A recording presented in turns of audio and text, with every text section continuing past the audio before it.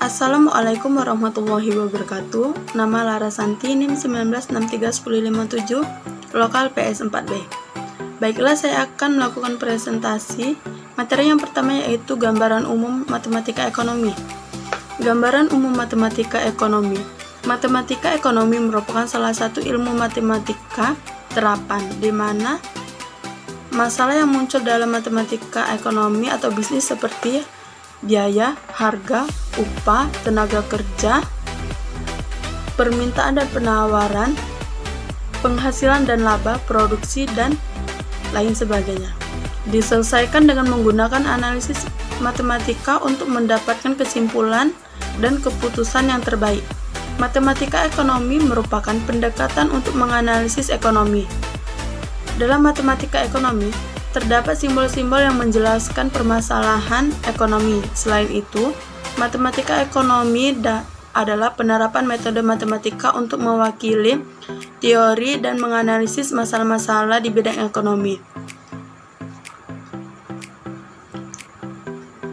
Dengan kompensasi, metode yang diterapkan mengacu pada orang-orang di luar geometri sederhana, seperti diferensial dan integral kalkulus, perbedaan dan persamaan komputasi, matriks aljabar, matematika pemrograman, dan metode komputasi lainnya.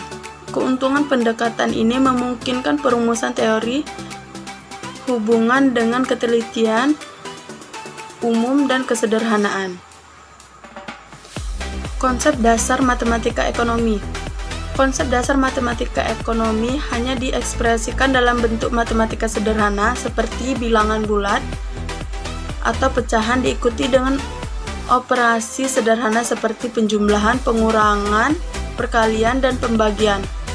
Namun, dengan berkembangnya kehidupan manusia, maka aktivitas ekonomi yang dilakukan semakin kompleks dan semakin terkait dengan aktivitas lainnya, sehingga membutuhkan pemecahan yang kompleks juga. Matematika memungkinkan pada para ekonom untuk membentuk proposisi yang bermakna dan dapat diuji berkaitan dengan luas dan kompleksitas pembelajaran yang dapat diungkapkan secara mudah dan informal. Banyak teori ekonomi saat ini disajikan dalam istilah matematika. Model-model ekonomi satu set bergaya dan modern. Model ekonomi adalah suatu konsep atau model yang menggabungkan dua atau lebih variabel yang menjelaskan hubungan yang ada antara variabel, menggambarkan hasil ekonomi dari hubungan tersebut, memperkira akibat perubahan variabel terhadap hasil perekonomian. Contohnya, dalam penganalisasian permintaan, ahli ekonomi mengasumsikan bahwa konsumen mencari kepuasan atau kegunaan yang maksimum sehingga konsumen akan secara rasional mengkonsumsi lebih banyak suatu produk yang harganya menurun dan sebaliknya. Perbedaan matematika ekonomi dengan matematika murni. Matematika murni adalah matematika yang sepenuhnya termotivasi lebih pada sebab akibat alasan berbandingkan sebagai sebuah aplikasi. Sementara matematika ekonomi adalah ilmu matematika terapan yang diterapkan pada dunia ekonomi, dan matematika ekonomi berkenaan dengan penggunaan alat matematika abstrak yang digunakan untuk memecahkan masalah-masalah konkret di dalam ilmu pengetahuan, bisnis, dan lain-lainnya. Perbedaannya adalah, di dalam matematika murni, simbol mewakili konsep yang abstrak, di mana sifat-sifat dimiliki ditentukan dengan definisi. Sedangkan dalam matematika terapan, kebanyakan simbol yang digunakan mewakili variabel yang dapat dilihat dalam kejadian yang nyata. Jadi pada intinya, matematika murni itu matematika yang berkaitan langsung dengan sains, contohnya seperti berkaitan dengan fisika, ilmu navigasi, dan lain-lain. Sedangkan matematika terapan adalah matematika yang berkaitan dengan bidang bisnis seperti cara menghitung inflasi, deflasi, keuntungan, dan lain-lain sebagainya. Materi yang kedua, bilangan dan himpunan. Pengertian bilangan. Bilangan adalah suatu konsep matematika yang digunakan untuk pemecahan dan pengukuran. Simbol ataupun lambang yang digunakan untuk mewakili suatu bilangan disebut dengan angka atau lambang bilangan.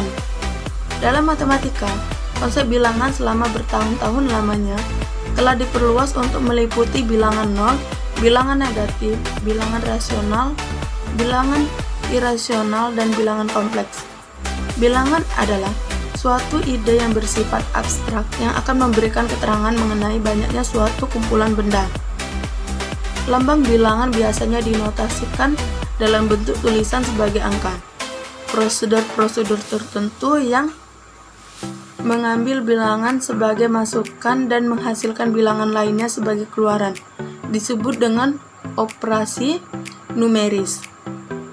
Operasi UNER mengambil satu masukan bilangan dan menghasilkan satu keluaran bilangan. Operasi yang pada umumnya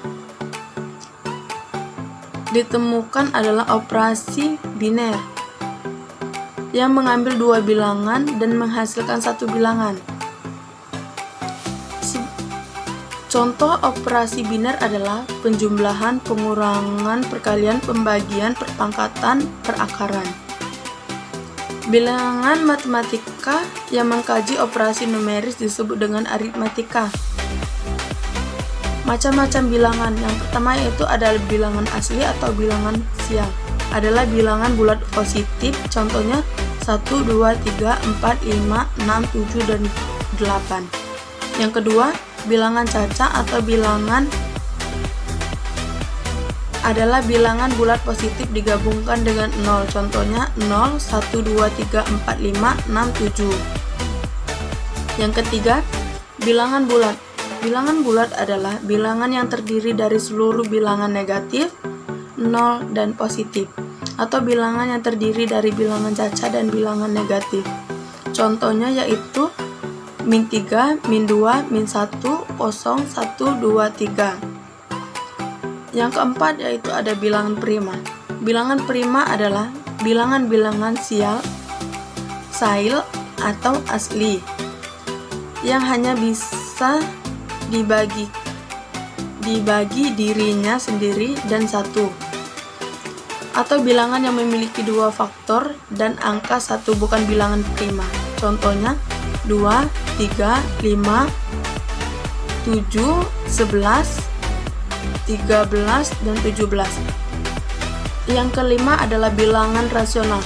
Bilangan rasional adalah bilangan yang dapat dinyatakan sebagai PQ, di mana PQ adalah bilangan bulat dan Q tidak sama dengan 0, atau dapat dinyatakan sebagai suatu bilangan desimal secara berulang. Contohnya min 2, 2/7, 5, 2/11.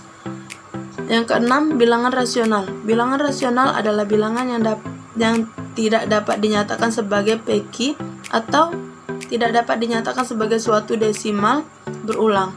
Contohnya log 2 akar 7 I. Yang ketujuh, bilangan real.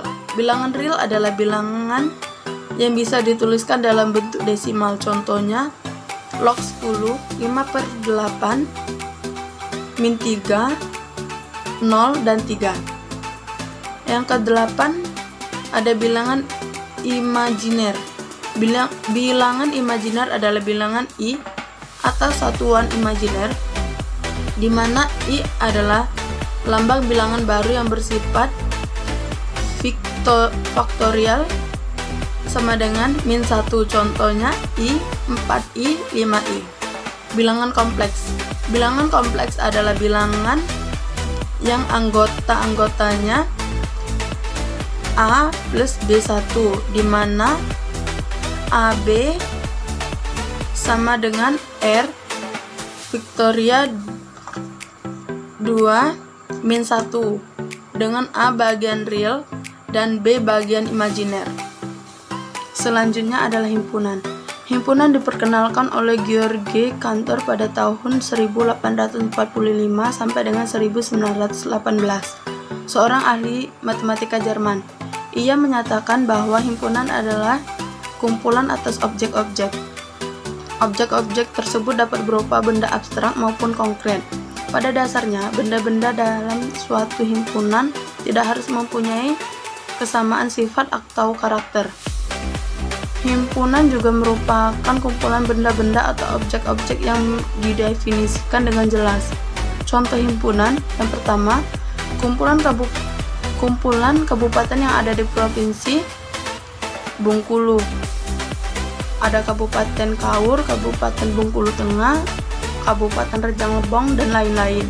Yang kedua, kumpulan nama mahasiswa perbankan syariah semester 4, lokal 4B, yang diawali dengan huruf F, Fani, Fasi, Friska, Vivi, dan lain-lain. Jenis-jenis himpunan. Yang pertama, himpunan berhingga adalah suatu himpunan yang jumlah anggotanya dapat dihitung. Contohnya, D sama dengan bilangan genap kurang dari 10 atau A sama dengan 2, 4, 6, 8. Himpunan D adalah jumlah anggota dapat dihitung yaitu sebanyak 4 orang, 4 buah. 2. Himpunan tak hingga adalah suatu himpunan yang jumlah anggotanya tidak terbatas atau tak terhingga. Contohnya, A sama dengan bilangan genap dan B sama dengan bilangan ganjil. Yang ketiga, himpunan kosong. Himpunan kosong adalah suatu himpunan yang tidak memiliki anggota sama sekali. Yang keempat, himpunan akuel atau himpunan sama adalah himpunan yang anggotanya sama. Yang kelima, himpunan ekuivalen adalah himpunan yang jumlah anggotanya sama. Yang keenam, himpunan semesta adalah himpunan dari unsur-unsur yang sedang dibicarakan. Himpunan semesta juga disebut dengan himpunan universal dan ditulis dengan huruf S. Yang ketujuh, himpunan bagian adalah apabila unsur dalam himpunan B termasuk juga anggota A, maka B merupakan bagian dari himpunan A.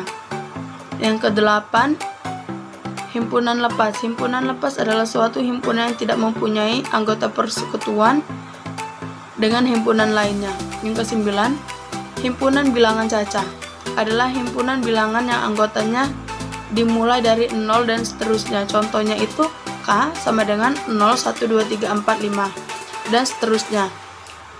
Yang ke-10, himpunan bilangan asli adalah himpunan bilangan yang anggotanya dimulai dari bilangan 1 dan seterusnya. Contohnya D sama dengan 1, 2, 3, 4, 5, 6, 7, 8 dan seterusnya. Yang ke-11, himpunan bilangan genap adalah himpunan yang anggotanya dimulai dari angka 2 dan selalu genap atau habis dibagi 2. Contohnya F sama dengan 2, 4, 6, 8, 10 dan lain-lain. Yang ke-12, himpunan bilangan ganjil adalah himpunan yang anggota bilangannya tidak habis dibagi 2. Contohnya K sama dengan 1, 3, 5, 7. Yang ke-13, himpunan bilangan prima adalah himpunan bilangan yang anggotanya semua bilangan memiliki 2 faktor. Contohnya Y sama dengan 2, 3, 5, 7. Dan yang terakhir yaitu himpunan kuadrat. Himpunan kuadrat bilangan caca adalah himpunan bilangan caca yang anggotanya di pangkat 2. Sekian video presentasi dari saya. Apabila ada salah-salah kata, saya minta maaf karena saya masih dalam proses pembelajaran. Terima kasih. Wassalamualaikum warahmatullahi wabarakatuh.